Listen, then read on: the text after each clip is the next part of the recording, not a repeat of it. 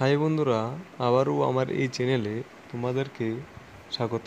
বন্ধুরা, তোমরা আগের ভিডিওতে বা আগের যে ভিডিওগুলো আমি দিয়েছিলাম সেই ভিডিওতে অনেকেই কমেন্ট করেছো যে স্পেশাল এক্সিকিউটিভের যে এটা নিয়োগ প্রক্রিয়া এটা কতটুকু বা এটা নেবে কি না, এটার কী অবস্থা, সেটার একটা SMS করে কমেন্টে জানিয়ে দিয়েছিলে কী হবে, নেবে কি না। ঠিক আছে, তা নিয়ে একটা তোমাদের মাঝে আলোচনা করব।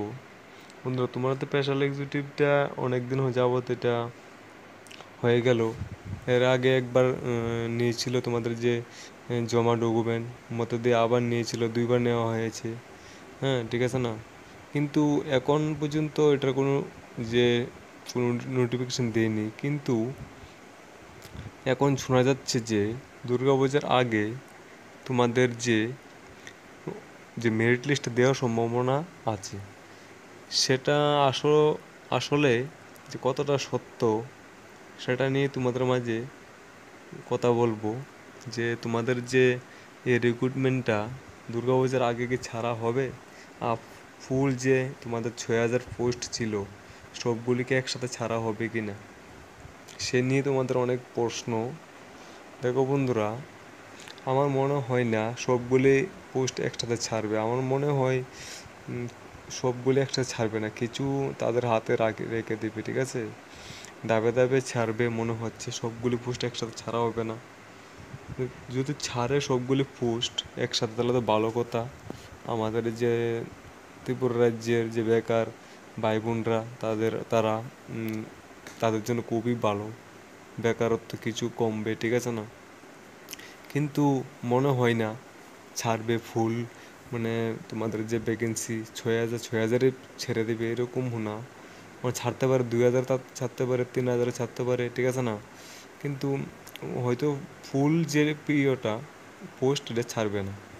কিন্তু তোমাদের যে রিক্রুটমেন্টের যে মেরিট লিস্টটা তোমাদের সবগুলো তো কমপ্লিট হয়ে গেছে, কিন্তু মেরিট লিস্টটা দেওয়ার সম্ভাবনা, তোমাদের মেরিট লিস্টটা দুর্গাপূজার যে আগে দেওয়ার সম্ভাবনাটা আছে, কিন্তু বলা যাচ্ছে না তারপরও। ঠিক আছে, কিন্তু দেওয়ার সম্ভাবনা আছে, দেওয়ার মেরিট লিস্টটা দুর্গাপূজার আগে দেওয়ার সম্ভাবনা আছে।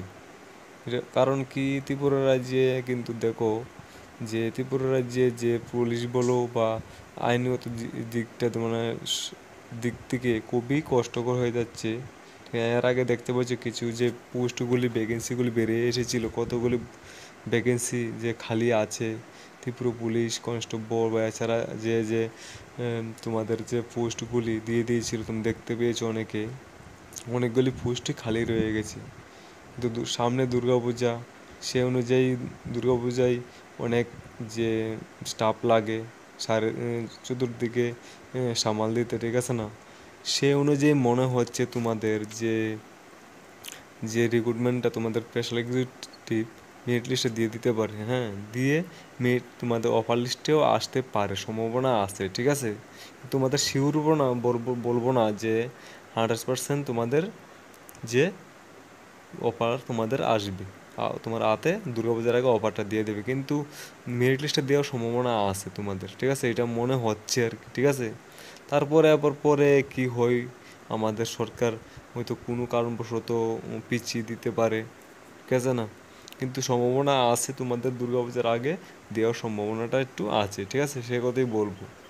তোমরা কমেন্ট করেছো সেই জন্য আমি আজকে বলছি, তোমরা দুর্গাপূজা অবধি দেখো, এর আগে দেখো, এই মাসটা সেপ্টেম্বর মাসটা দেখো তোমাদের কি হয়।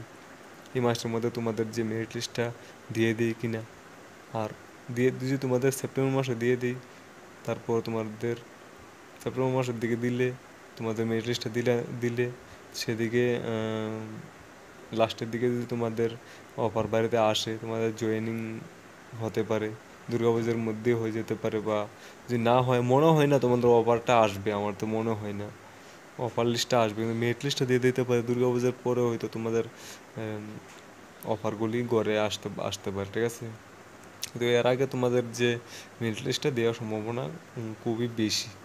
তো কারণবশত পিছিয়ে যেতে পারে, এটা বলা যাচ্ছে না। সরকারের অনেক কারণ বা অনেক কারণবশত ওটা পিছিয়ে যেতে পারে। ঠিক আছে, তা বলবো তোমরা স্পেশাল এক্সিকিউটিভের উপর বসে থেকো না, এখন অন্য অন্য এক্সামগুলি দাও। এটা তো তোমরা কমপ্লিট হয়ে গেছে না, এটার উপর নির্ভর করে বসে থাকলেও হবে না। তোমরা অন্যান্য এক্সাম বা অন্যান্য রিক্রুটমেন্টগুলি দেখো। আর এটা তো দেখো দুর্গাপূজার আগে মেরিট দেওয়ার সম্ভাবনা আছে, এইটুকু তোমরা ওয়েট করো, ঠিক আছে? এই কথাই বলে তোমাদেরকে আজকে এখানে ভিডিওটা শেষ করব। ধন্যবাদ ভিডিওটা দেখার জন্য, অসংখ্য ধন্যবাদ।